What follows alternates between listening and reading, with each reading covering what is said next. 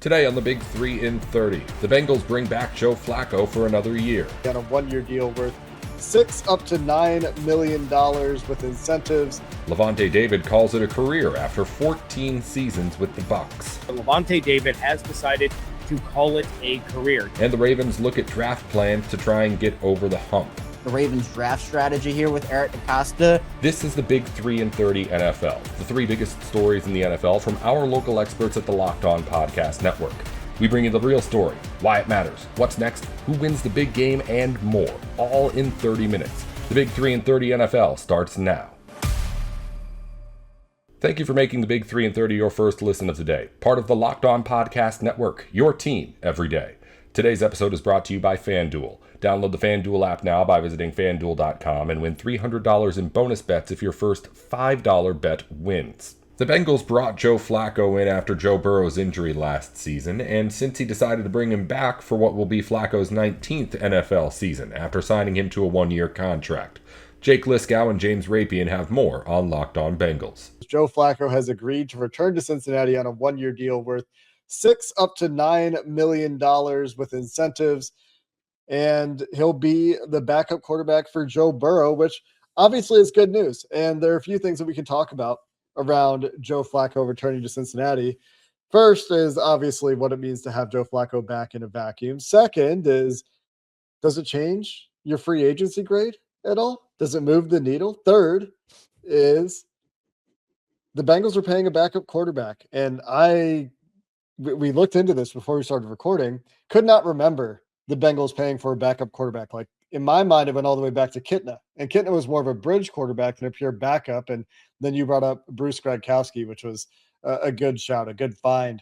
The Bengals paid him less inflation adjusted than they're paying for Flacco now, but they gave him a 2-year deal back in 2011. But let's start with the basics here, James. Joe Flacco back to back up Joe Burrow for another year.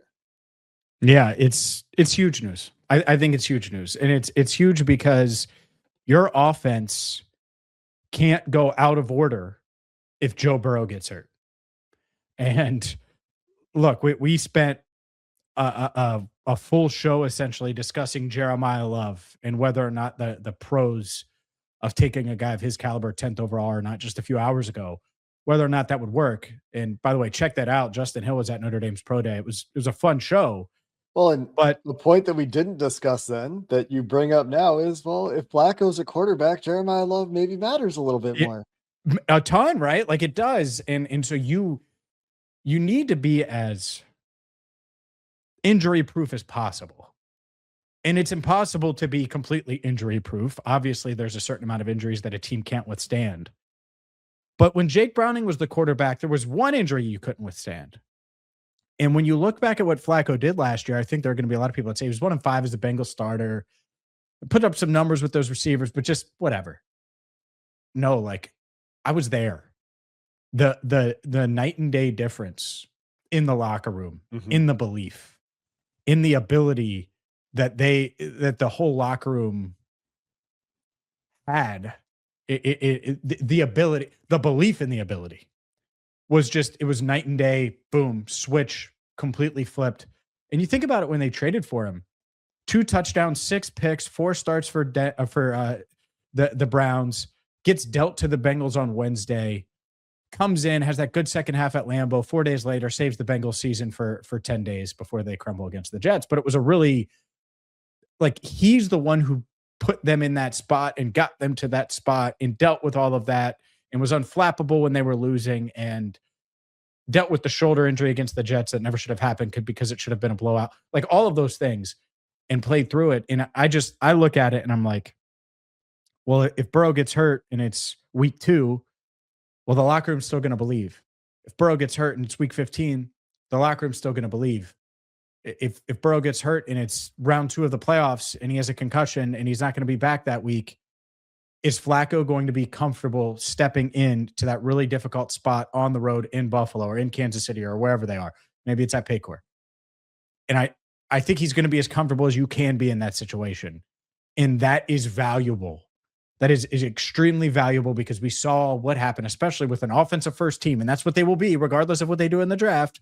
Their offense is going to be why they get to where they want to go, a big part of it, you need to be able to function without one player, even if that player is as valuable as Joe Burrow. And Joe Flacco gives them that chance and that belief. Quarterback is the most important position in sports. You have heard us say it. You've heard pretty much anyone who covers the NFL say it at some point in time. And the Bengals have traditionally not valued paying the backup quarterback. But as you illustrated in all of those examples that we hope don't come to pass, James, having competency, having confidence in your backup quarterback are very important when you do need it. It's an insurance policy, and you hope you never need insurance, right? You hope that Joe Flacco never has to play meaningful snaps for the Cincinnati Bengals. And if he does, you hope that they're as minimal as possible, because Joe Burrow is as healthy as he could possibly be in 2027 when Joe Flacco is in Cincinnati to be his backup. If that doesn't come to pass and they need Joe Flacco, they need a backup quarterback, then the point that you illustrate, you go through these various phases of confidence with this team last year. And you talk about how the locker room reacted, how the season starts. They start out 2-0. It's a little bit rocky, but they're 2-0. And then you find out that Joe's going to miss some time.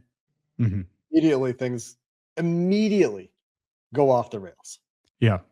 The game goes off the rails. Then when Flacco shows up, like you said, there's a little bit of confidence that starts to grow. The team starts to take steps in the right direction. They start to look a little bit more watchable, even if it took the defense some time.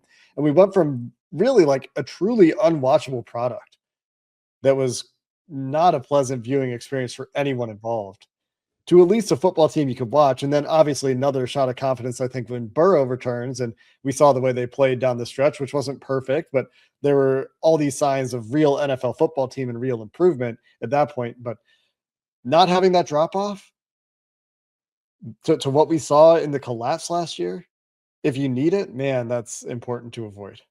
Well, the other thing is, like, Joe, maybe that happens and we do see Joe Flacco this year, and maybe he has a Minnesota outing.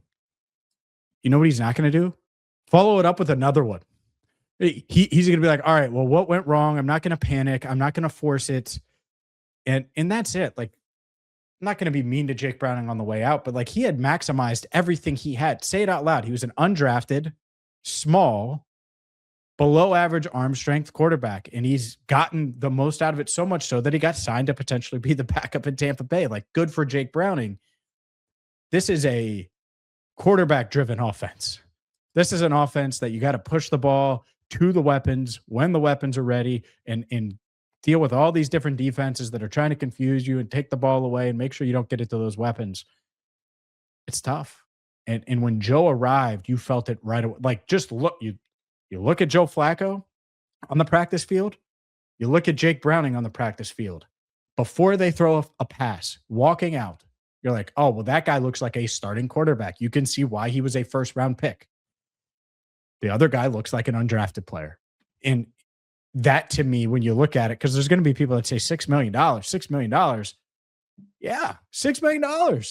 And that is worth it for that peace of mind. Hopefully you don't have to use it. Hopefully that man doesn't get any incentives at all. And the only incentives he gets are if there's a Super Bowl incentive in there, or playoff incentive, or week 18, the Bengals have a bye and Joe Burrow's putting his feet up. But on the other side of it, the whole operation can't close up shop if Joe Burrow misses some time, regardless of how important he is. No one is that important, or no one should be that important. And so it's big time to go from Jake Browning to Joe Flacco. And honestly, you mentioned Josh Johnson as well. I think Josh Johnson is an upgrade from what we've seen from Jake Browning. The Bengals paying a backup quarterback, not something they've often done in their history, tells you about how they value Joe Flacco. You talked about that $6 million number. It's a 1-year deal. We don't know if there's a void year or not. And this is a kind of deal where they have done a void year in the past. And that was the Riley Reif example. So the financial implications do exist, but we should talk about what it costs to pay a quality backup quarterback in 2026, because it isn't dirt cheap. It's not the Josh Johnson price, and it's much more in line with what the Bengals are paying Joe Flacco. And The tournament is here. One of the best times of the year, of course. Brackets, buzzer beaters, upsets. It's nonstop action from tip to final cutdown. And right now, FanDuel is giving new customers a way to stay in the action all tournament long. Here's the best part. You get up to $300 back in bonus bets every day for 10 days. That means 10 chances to stay involved throughout the entire tournament. You can mix it up however you want. Game picks, futures, or even same game parlays for bigger potential payouts. It's perfect for the tournament because every day there's something new, different matchups, new storylines, and more ways to get involved as the bracket unfolds. So visit FanDuel.com to sign up today. That's FanDuel.com to get in on the action. Welcome back to the Big 3 and 30 NFL. Lavonte David announced his retirement in a press conference yesterday after 14 seasons with the Tampa Bay Buccaneers. James Yarcho looks back at the career of the former All-Pro and Super Bowl champion. Lavonte David has decided to call it a career. Now, I was optimistic that he was going to return, having listened to and watched a lot of the interviews. He started to sound like a guy that was leaning towards playing, but Tuesday morning, we were informed that Lavonte was going to hold a press conference at 2 o'clock in the afternoon, and that right there pretty much signaled that he was going to be announcing his retirement. Evan, you were there for the press conference. Lots of former teammates in attendance, including Gerald McCoy, Keith Tandy, Cam Brate, Donovan Smith, Tyke Smith, Antoine Winfield Jr., of course. Lots of support for him in the room there from guys that he has played with over the years. But, you know, obviously it was a little bit somber, but what was kind of the mood in the room, and talk about some of the things that Lavonte had to say when he was announcing all of this? Yeah, I mean, bittersweet would, I guess, be the best way to sum it up. I mean, you know, a lot of love in that room. His family was there, obviously, his daughter Logan. So, who I think stole the press conference. I was just going to say the same thing. But you know, it's really tough to. I mean, he came out and did his retirement opening statement. It was probably 20 minutes long, if I had to guess off the top of my head. I don't know, but he really just went down the line, and I really appreciated his journey. Just, you know, nothing was handed to Lavonte. This is a guy who, you know, he said he didn't grow up in the right part of the Miami area. He got emotional talking about his parents who did so much for him. He ends up going the JUCO route, has to earn his way onto Nebraska when he gets there. He's not even, you know, he doesn't really even get a spot. It took like an injury or some sort of thing that happened where he emerged as a player and kind of proved that he shouldn't be taken off the field. Second rounder, even though many thought that he should be taken higher. And he dealt with a lot of bad football, and a lot of bad football that kind of shielded the national public away from his greatness. And he was a Hall of Fame talent on some truly odorous teams. In his first 8 years in the NFL, one season was a winning season. That was a 9-7 year. They didn't even make the playoffs. And so he had this moment where I think he said it was in 2016 when his mother died, and he didn't really know what his why was anymore. Like his mom was his why, and then after that passing, he just didn't really understand if he really loved the game that much to keep going. And you know, he shouted out Gerald McCoy for helping him, somebody who also dealt with that. And he just persevered. He persevered personally. He persevered on the field. Considering where this franchise was, he stuck with it. And there's something to be said about getting rewarded. You know, Mike is lumped into this conversation too, of signing with the team that has been really bad. You have a way to get out, you stick with it, and you're rewarded with a Super Bowl. And nobody can take away the fact that Lavonte David is a champion. He was a big part of that championship run. And he can leave the game knowing that he really gave every ounce of his being to the sport. And I love the support from some of the younger guys on the team. You know, even though he was in his 14th season this past year, he still made such genuine connections with the younger kids on his team. Said that Tyke Smith is like a younger brother to him. And, you know, that's a guy that's only been in the league for 2 years. So he really poured into so many individuals in that building. He poured into his product. And I think that was all on display during this retirement announcement. So just a lot of appreciation. It's a sad day knowing that it's finalized. And, I don't imagine this is a Tom Brady situation. You never know. You never know if, the Buccaneers are guaranteed a playoff spot and an injury happens. You call up Lavonte, say, hey, the old wheel's still working. Phillip Rivers came back, so never say never. But I'm excited to see what Lavonte does in this next stage of his life. And he's going to be around the game of football some way, somehow, just a matter of when. I think he can decompress after, 30 years of this. He said he played football every year since 6 years old. So I think he's going to take a little bit of time to hang out with his daughter. And once he kind of figures out the schedule that works for him, find a way to stay connected with the game, because there's a reason he was way more prevalent in the media this past season. He did a lot more appearances, whether it was on CBS Sports, Kay Adams, you name it. He, typically a quiet guy, likes to, kind of hang around the shadows, but he has been in front of the camera.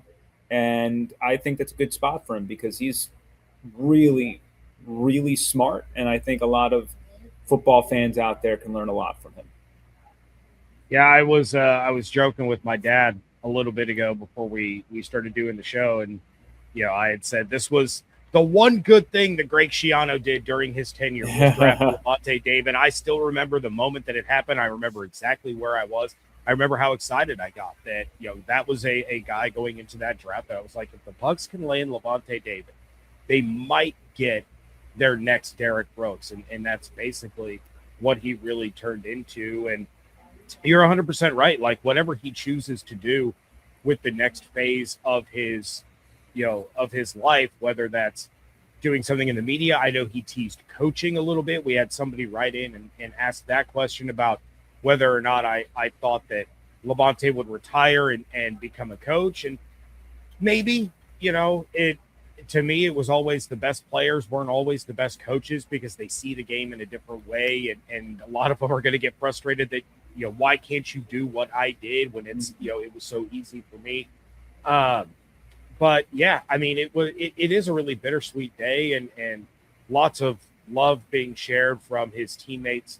A lot of the younger players calling him Unk on all of these. It fits. He's Unk status. He is.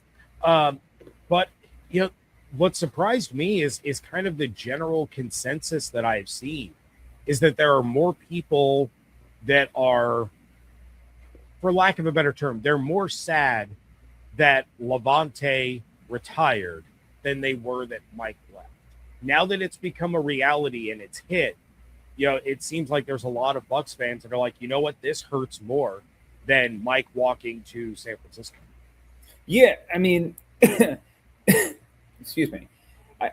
I think it's because he just means so much to this fan base. And I think Mike, it's tough to compare the two because it was so obvious that Lavonte was going to be a Buck for life. When a couple of years ago, I think the Bills pursued him and he kind of said, you know what, I'm good. I'm staying here. And, he just, I think it's a little bit more personal with Lavonte. Not that Mike isn't, but like, I think for a while there, fans were screaming to the heavens about, how do you all not see that Mike Evans is a Hall of Famer? How do you not see it? And it's felt like the past couple of years, Mike is a Hall of Famer, right? Like nationally, the conversation is first ballot, first ballot, first ballot. We're still working on Lavonte there. And he deserves more recognition and he deserves more love. And there are a lot of kids out there, adults too, but if you were a 10-year-old kid growing up watching the Buccaneers, you're 23, 24 right now. You don't know Buccaneers football outside of Lavonte David. Like that's a sobering thought. And it's ridiculous in the sense of sports, but you do grow an emotional attachment to these players because it is so rare. Lavonte David is just the 7th Buccaneer minimum 150 games. The 7th Buccaneer to go wire to wire in his career with Tampa Bay. He ranks 3rd all time. He's behind Rondé and Derek, and when it comes to, the other 4 names, you talk about like a William Golston, a Mike Allstott, Paul Gruber. So, it's hard to find these types of impact players who stay for a long time. And because Mike left, I think now there's a greater appreciation that Lavonte stayed. Lavonte, he's not the only legend in Tampa that's retiring. You have Gene Deckerhall, the longtime play-by-play man of the Buccaneers and the Seminoles. He has retired. You have players like James Wilder, Hardy Nickerson, Gerald McCoy, even Tom Brady, that have been mentioned as people that should be enshrined in the Buccaneers Ring of Honor. I believe the Buccaneers should put Lavonte David in this year. Do you think that he deserves to cut to the front of the line, considering everything that he has done and everything that he has meant to this organization over the last 14 years? Or do you feel like maybe the Bucs let this simmer for a little bit and wait a year and then put him in 27? I'm going to say simmer, only because I think Gene should go in immediately. Look, Gene ain't getting any younger. Let's have Gene enjoy his moment. The career that he had was unbelievable as the voice of the Buccaneers, and I think there should really be a day to commemorate his work that he's done for the organization. So I just think when you think big picture, Gene probably deserves it. After that, yes, I have a really tough time believing that Lavonte, like, how can you, after Gene, how can you put in anyone ahead of Lavonte? Who else could you possibly say is more deserving than Lavonte? It's just a matter of when. But as I said, only because of age. Give it the year. Let's let Gene go in, and then maybe next year have Lavonte. I always tell fans this because it's something that always sticks in the back of my head. You got to remember with some of these Ring of Honor ceremonies, you do the Ring of Honor a lot of times. Those are big attendance games, right? You want to attract attention to certain games and make sure that you commemorate those moments. And, Lavonte is going to draw a great crowd when he goes in. So in saying that, you want to make sure that things line up the right way, and you don't want to just do it too soon. I think there is a part of the process of letting it all sink in a little bit, and then maybe it not being as new anymore, and then getting to relive some of the memories, because we're all doing that right now, and you're going to do it for a little bit, and we're going to enter training camp, and we're going to go to the first game of the year, and we're going to talk about Lavonte, and slowly he'll fade from the common conversation. But I don't think it would be a jab to Lavonte if they waited. But after Gene, I think you got to hit the pause button. If you're not going to put him in right away, you just don't put anyone in there. And they've done that. They literally just did it before Simeon. The year before that, nobody went in. And so, to me, it's Gene, and then it's Lavonte next. Now, when you want to put Lavonte in, I don't care, but I don't think anybody jumps ahead of Lavonte. Lavonte gets to jump ahead of everybody else. The tournament is here. One of the best times of the year, of course. Brackets, buzzer beaters, upsets. It's nonstop action from tip to final cutdown. And right now, FanDuel is giving new customers a way to stay in the action all tournament long. Here's the best part. You get up to $300 back in bonus bets every day for 10 days. That means 10 chances to stay involved throughout the entire tournament. You can mix it up however you want. Game picks, futures, or even same game parlays for bigger potential payouts. It's perfect for the tournament because every day there's something new, different matchups, new storylines, and more ways to get involved as the bracket unfolds. So visit FanDuel.com to sign up today. That's FanDuel.com to get in on the action. Welcome back to the Big 3 and 30 NFL. The Baltimore Ravens had knocked on the door in the playoffs a few times as of late, but they still haven't found the promised land and hope to find the pieces in the NFL draft to get over the hump. Kevin Ostreicher looks at Baltimore's possible strategies on Locked On Ravens. The Ravens draft strategy here with Eric DeCosta, because we kind of touched on this on the squad show. We talked about it on this morning's episode with Ravens long snapper Nick Moore. If you haven't checked that out, Nick is awesome every time it comes on the show. And we had a lot of cool conversations about Zay Flowers, DeAndre Hopkins, etc. But, with the JSN deal, which is a pretty big contract, if you didn't hear the news, JSN over in Seattle signed a 4-year, $168.6 million extension with $120 million guaranteed. It's a lot of money. And, Zay Flowers, obviously, while I don't think he's going to get that level of a contract, whenever somebody signs to a record deal or any of that, JSN's not the highest paid receiver in the NFL. All the other markets follow. So the secondary receiver market, the tertiary receiver market, like all of that is going to go up in price. Now, Zay Flowers' 5th-year option is $27.3 million. It's been reported earlier in the offseason that the Ravens are widely expected to pick that up. I think that they should. I think they should pay Zay Flowers. But at this point, Zay is probably looking at a deal that is $30 million a year or more, especially when you factor in the salary cap continuing to go up, which is always a factor in this. It's a lot of money for Zay, but I think Zay has earned a big payday. And for Baltimore, he is one of the key engines. And obviously last year, he was the biggest engine in that passing offense. He was really the only guy who had a good season. He can continuously get open. He is impossible to guard one-on-one. He's turned into a 3-level receiver, even more so than he was in college. I mean, he's done great things in Baltimore. And I think this is just the price of doing wide receiver business. But you might be wondering, Kevin, where's the draft strategy playing all this? Well, if you don't want to pay Zay, because look, the Ravens have never paid a receiver. If that's the way the Ravens want to play this, then I think receiver becomes much more of an option for you at pick 14. And then you just kind of ride out, hey, maybe you do pick up Zay's 5th-year option. You have a couple of years of Zay, Bateman, and, whether it's Carnell Tate that falls or Mekhi Lemon, maybe you take a risk on a Jordan Tyson type player with the injury situation and all that talent he has. Then maybe you let Zay walk in a couple of years after you pick up the 5th-year option. Now, I think that they should pay Zay. Like I do. I think he's a wide receiver 1. I think he's earned that money. Is he to the level of a JSN or a CeeDee Lamb or a Jamar Chase or Jefferson? No, I don't think that. But I still think he is a wide receiver 1. And just because he's not the biggest or has a typical wide receiver 1 build, that doesn't mean he doesn't deserve a lot of money. He's earned that. And I think for Baltimore in a new offense, like if this was Greg Roman's offense, we're not even having this conversation. Zay's not getting paid. Even with Todd Monken and John Harbaugh, would have been it'd been a more intriguing conversation than with Roman, but I'm not sure they make that commitment.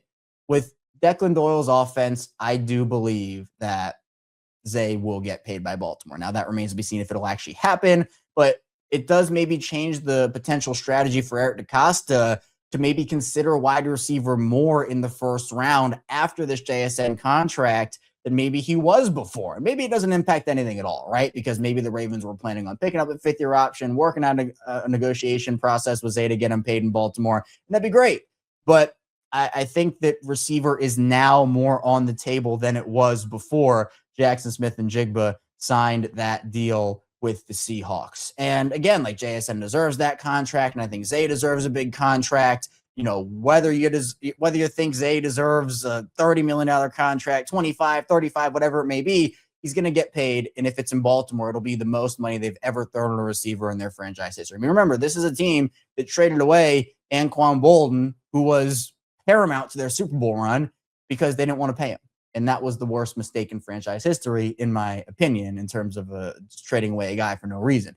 So I think that, again, like franchise altering, franchise defining, but we've seen that, right? The Ravens didn't pay a quarterback as much as Lamar was paid until they paid him. They never traded 2 first-rounders until they did, and then I guess didn't for Max Crosby, so I guess that doesn't really count. But, hey, I mean, they tried it, I guess, kind of, sort of, I don't know. But, there have been a lot of franchise changing, and by changing, I mean like just changing up what they have historically done in recent seasons. And I would not be shocked if they do that again with Zay Flowers. I think he's absolutely earned it. But, if a receiver is taken at 14, it's going to naturally draw out the questions of, Zay's payday is coming up. Is that as a replacement? I don't think so. If anything, I'd more so maybe look at it as a Rashad Bateman replacement potentially, where once his deal is up, and I don't have the particulars of that right now, but, as I quickly pull them up, Rashad Bateman contract, because we can do research here. We love doing research.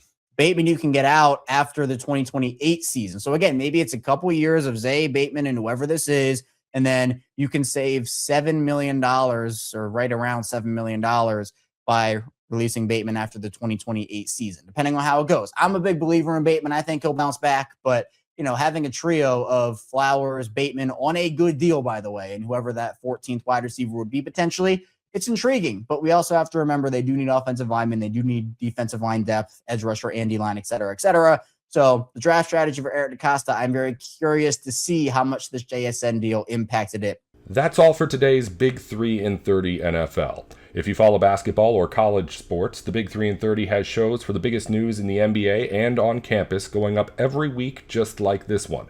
Just search the Big 3 in 30 NBA or the Big 3 in 30 college wherever you're listening or watching now. Thanks again for tuning in to the Big 3 in 30 NFL.